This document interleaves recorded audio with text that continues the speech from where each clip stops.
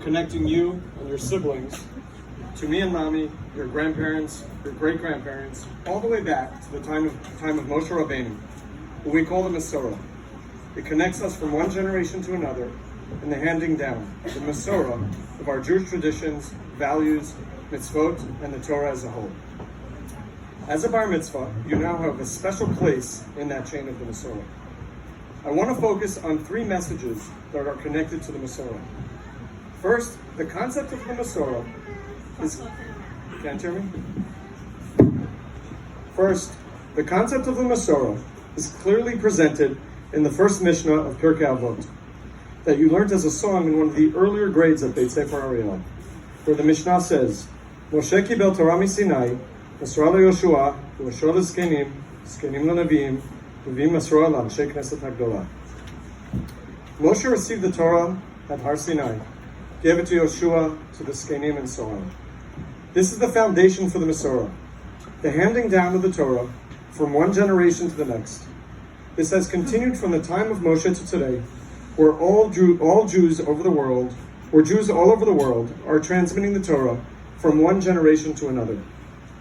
To illustrate the point, you are blessed to have all of your grandparents here celebrating with us today. With Saba and Babi living in Rehovot, Safta and Morris in Yerushalayim, and Zaidi and Debbie thankfully having the foresight to have come to Israel from New York in mid-March, I think the last flight that non-Israelis were allowed to fly on, and have been here ever since to celebrate today. You have much to learn from each and every one of them about the lessons of the past and how to take that forward. That personal connection of yours to previous generations doesn't stop there. Jules, let me tell you about the Torah that you read from so beautifully today. The Torah was written in the mid to late 1800s in Russia.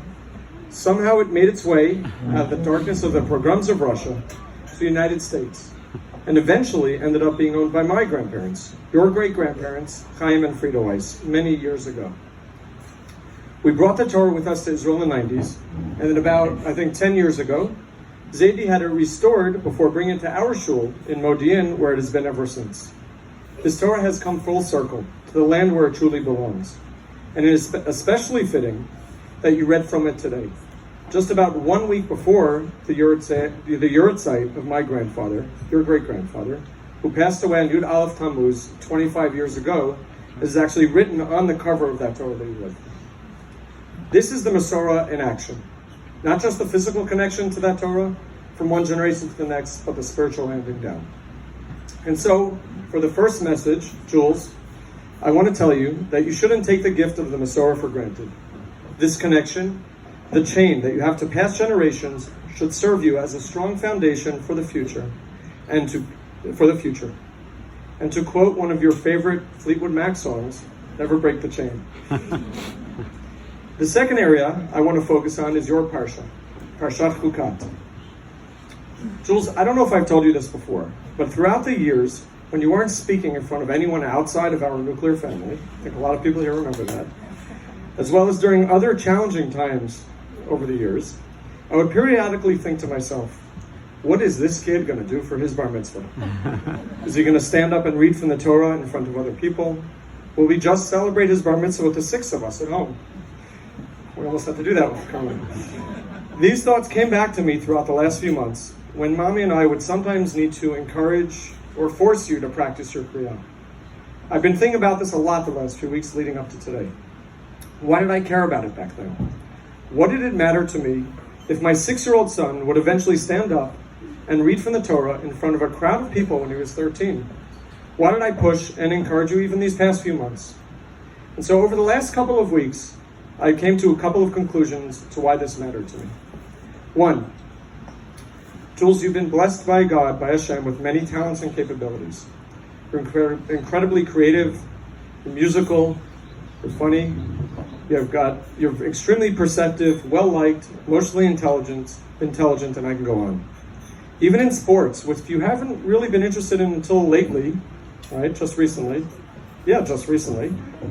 Yeah, but you haven't really been interested, but you picked that up quickly too. A few years ago on a family vacation, I took you and Alicia to the batting cages.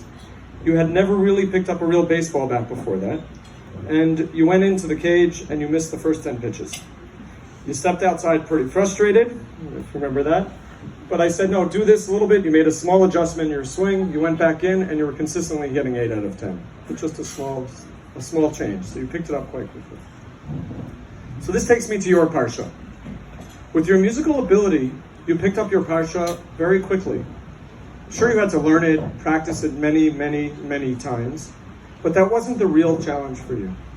The real challenge was getting the courage to stand up and read it in front of all of these people. That was a true personal struggle for you. I felt, and still feel, that it was really important to help you overcome that struggle.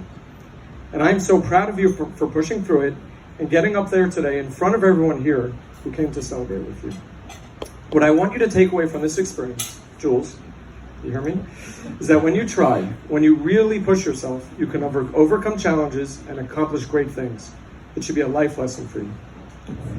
The second reason that you reading the Parsha was so and is so important to me takes us back to the main topic that I've been talking about here, the Masorah.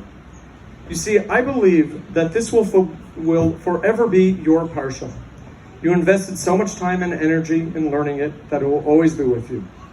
You will have a personal connection to it when Torah reading comes around once a year, but you also have Parshat Para, so you get it twice. It will be your Parsha. I believe that will strengthen your connection to the Torah as a whole, that personal connection. In the first parak of Parshat Chukat, the Parsha describes the process of Para Aduma. As part of the process, the ashes are mixed with Mayim Chayim. I heard an explanation of this process of mixing ashes and water from Rav Meir Goldberg, who explained as follows. What are ashes? They're essentially remnants of something that was there previously, but they inherently within themselves don't have any value or use. They're essentially nothing. According to Rav Goldberg, those ashes represent anava, humility. We combine those with Mayim Chayim, that is proactive, it's moving, it's pushing forward.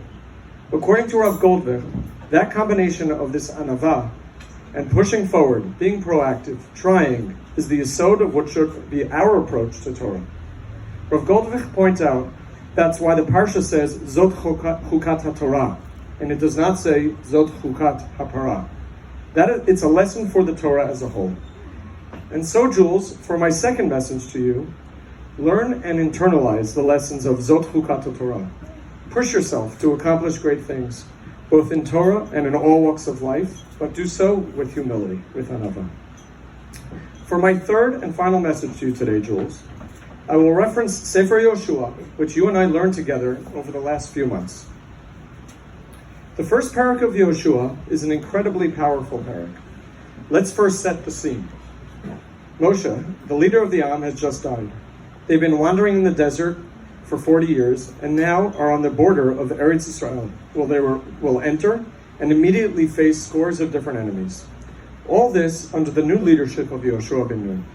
This must have been a very scary moment for the Am as a whole and for Yoshua himself as a new leader. The parak opens with Hashem speaking to Yoshua, commanding him to lead the Am in crossing the Yarden to conquer the land. In speaking with Yoshua, Hashem tells him, Chazak ve'amatz, 3 different times. Jules, do you remember learning this? Chazak ve'amatz, ki ata tanchil et ha'am hazeh, rak chazak ve'amatz me'od, l'shmor la'asot k'chol ha'torah, halot tziviticha chazak ve'amatz. Essentially, Hashem is both comforting and encouraging Yoshua at the same time, telling him chazak ve'amatz, be strong and courageous. Basically, be brave.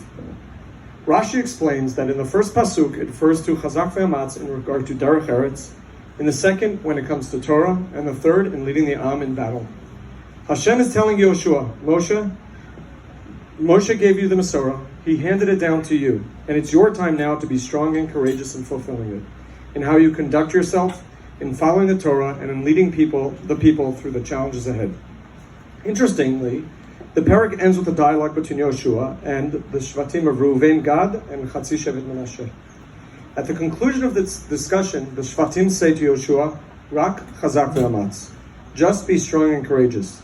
Basically, they are encouraging Yoshua, we are here with you. And so, Jules, my third message to you is when you face challenges, whether in Torah observance or in other factors of daily life, Chazak ve'amatz. Be strong and courageous. We've seen you push through difficult situations. We know you have it in you. And remember, just like the Shvatim told Yeshua, you're not alone. You have a loving family, friends, teachers, and your broader community who are with you and support you. So Jules, to conclude, and as I mentioned at the start, you are a link in a long chain. My bracha to you, Yoel Amichai, is that you use the gifts that God has given you, together with the strength and courage to uphold the Masorah, to push yourself, to overcome challenges, and accomplish great things. And finally, look to the generations of the Masorah of the past and the present to help you forge a great future. Mazel tov.